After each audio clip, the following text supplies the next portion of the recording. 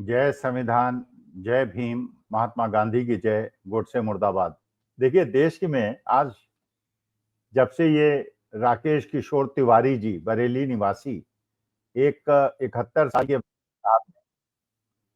जो जूता फेंकने का प्रयास किया सीजीआई गवई साहब के ऊपर, उससे एक बहुत बड़ा प्रश्न चिन्ह पैदा हो गया है। प्रश्न चिन्ह ये है कि देश के अंदर राम बड़े हैं या संविधान बड़ा है। देखिए, हम हिंदुओं के लिए तो राम बड़े हैं, लेकिन संविधान सर्वोपरि है, सबसे ऊपर है। तिरंगा सबसे बड़ा झंडा है, सर्वोपरि झंडा है। और देश जो है वो विधान से चलेगा, संविधान से चलेगा, ये हिंदुओं का मानना है। और बाकी धर्म वाले जो हिंदू धर्म में बिलीव नहीं करते, उनके लिए अल्लाह बड़े हैं, लेकिन उनके लिए भी संविधान सर्वोपरि है, तिरंगा सर्वोपरि है, होना चाहिए। सिखों के लिए भी गुरु ग्रंथ साहब सर्वोपरि हैं, लेकिन संविधान सबसे ऊपर है, तिरंगा सबसे ऊपर है। सभी धर्म जातियों के लिए ये चीज है।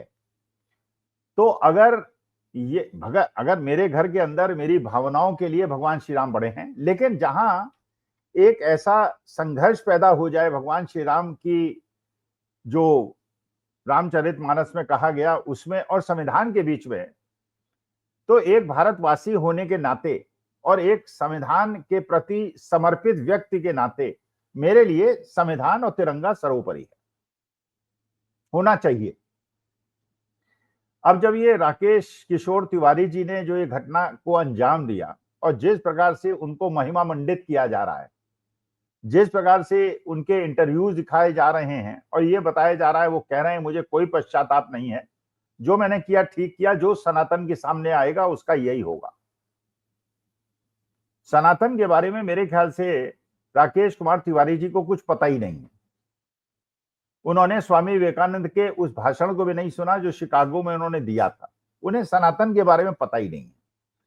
शायद उन्होंने प्रेरणा ले ली पुराने chief justice of India Chandrachud साहब से, जिन्होंने कहा था कि रात में सपने में भगवान आए और उन्होंने मुझसे कहा तो मंदिर बनवा दिया, आदेश दे दिया। और उसी प्रकार से इन्होंने कहा कि सपने में आए कि सनातन, तुम सो कैसे रहो, सनातन की रक्षा करो। और सवाल यह है, ये वकील साहब हैं जो संविधान की रक्षा के लिए प्रतिबद्ध हैं, जिनको संविधान की रक्षा करने के लिए सारे कदम उठाने चाहिए, वो इस प्रकार की अनर्गल बातें कर रहे हैं। अगर हम हिंदुओं को भगवान श्री राम आदेश देने लगे, मुसलमानों को अल्लाह आदेश देने लगे, सिखों को गुरु नानक को गुरु गोविंद सिंह आदेश देने लगे, सपने में जीसस क्राइस्ट क्रिश्चियनों को आदेश देने लगे, तो देश तो खंडित हो जाएगा, देश तो चलेगा नहीं।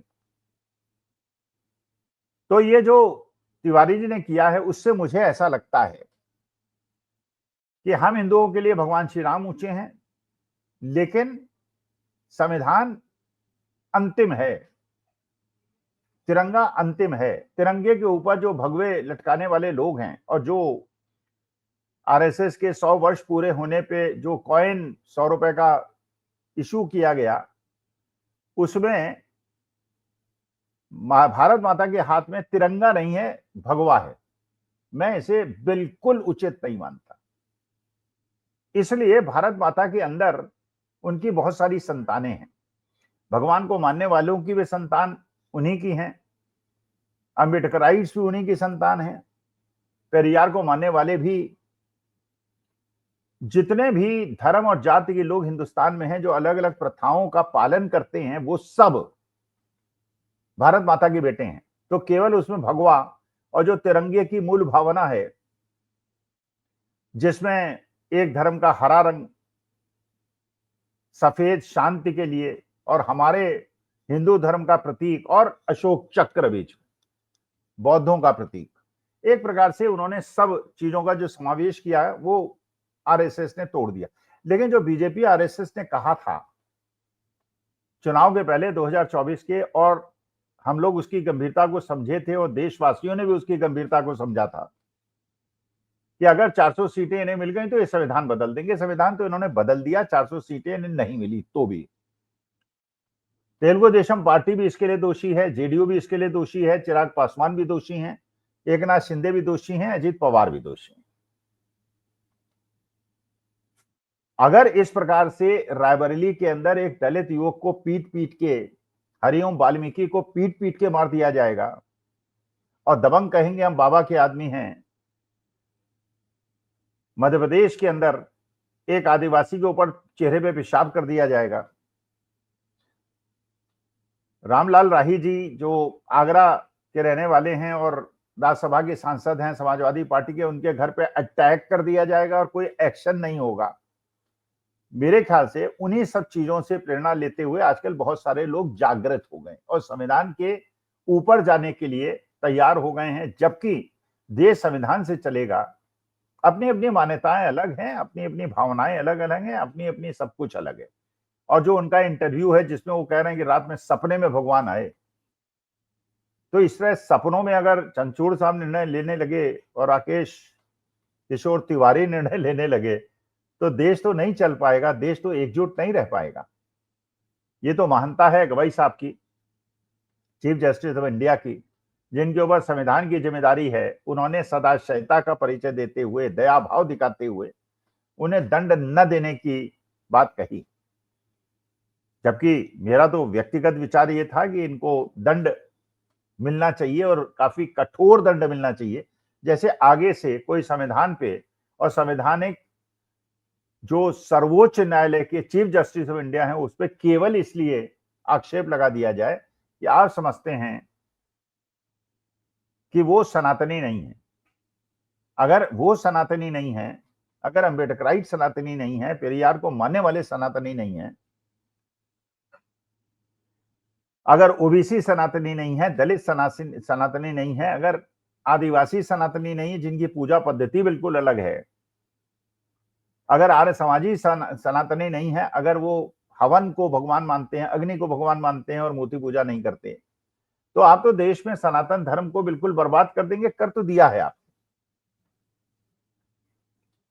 तो ये जो संघर्ष है आज के बीच में और सनातन की एक गलत परिभाषा लेकर, और उसको ऐसे लोग जिन्हें सनातन धर्म और हिंदू धर्म के बारे में पता ही नहीं है, क्योंकि मैं शुद्ध सनातनी हूं, मैं सनातन पे विश्वास करता हूं, लेकिन मेरा सनातन प्रेम सिखाता है, सद्भाव सिखाता है, अहिंसा सिखाता है, दया सिखाता है।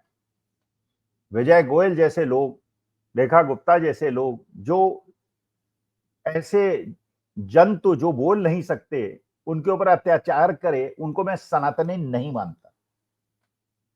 भगवान श्री कृष्ण को न जानने वाले अगर सनातन धर्म की व्याख्या करेंगे और अपने अपने धर्मों के आधार पे, अपने अपने सपनों के आधार पे अगर इस प्रकार से गैर संवैधानिक घटनाएं होंगी, तो मुझे ऐसा लगता है जो चुनाव के पहले लल्लू सिंह ने कहा था और जो भारतीय जनता पार्टी के अरुण गोयल साहब ने कहा था कि हमारी 400 सीटें आए तो संविधान बदल देंगे, 400 सीटें तो नहीं आई, लेकिन जनता के विरोध के बावजूद, और ये जनता को सचेत हो जाना चाहिए कि अगर संविधान में इस प्रकार खिलवाड़ होता रहा और खेल होता रहा तो देश चलाना बहुत मुश्किल हो जाएगा और देश की एकजुटता भी खतरे में होगी। तो देश की एकता अखंडता के लिए आवश्यक है 142 करोड़ लोग अलग अलग जो विचार हैं जिनके, उनका सम्मान करते हुए संविधान को सर्वोपरि माने, तिरंगे को सर्वोपरि माने। तिरंगे से ऊपर भगवा नहीं है और कोई भी किसी भी धर्म का, जाति का, इंक्लूडिंग मेरे हिंदू धर्म का कोई भी ग्रंथ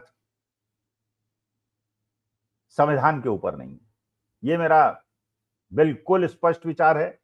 हो सकता है सहमत हो सकता है न सहमत हो, लेकिन अगर देश चलाना है और देश को अच्छी तरह से चलाना है तो 142 करोड़ लोग, अलग अलग विचारों वाले लोग इस देश में परिवार के सदस्य हैं और इसको चलाने के लिए संविधान को सर्वोपरि मानना ही होगा। नमस्कार, धन्यवाद, अपना।